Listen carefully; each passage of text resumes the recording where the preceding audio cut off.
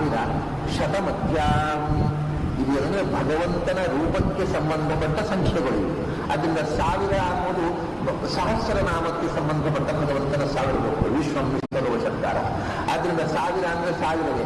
100 ಅಂದರೆ 108. ಯಾಕೆಂದರೆ ಭಗವಂತನ ರೂಪಗಳು ಶತ ಅಲ್ಲ, ಅಷ್ಟೋತ್ತರ ಶತ.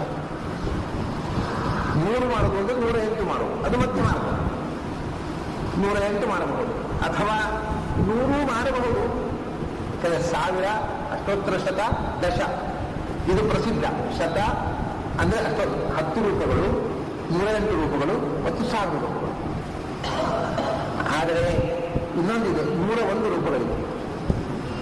ಕಲಶ ಪೂಜೆಯಲ್ಲಿ ನಾವು ಶತಂ ಕಲಶ ದೇವತಃ ನಾರಾಯಣನ 3 ರೂಪ ಸೇರಿ 101 ರೂಪಗಳು. ಅದೇ ಯಜುರ್ವೇದದ 101 ಶಾಖೆಗಳಿಗೆ ನಿಯಾಮಕವಾಗಿರತಕ್ಕಂಥ ರೂಪಗಳು. ಅದನ್ನು ಅನುಸಂಧಾನ ಮಾಡಿಕೊಂಡು 101 ಬಾರಿ ಮಾಡಬಹುದು, 100 ಬಾರಿ ಮಾಡಬಹುದು. ಕಲಶ ದೇವತೆಗಳ ನಾರಾಯಣ 3 ರೂಪ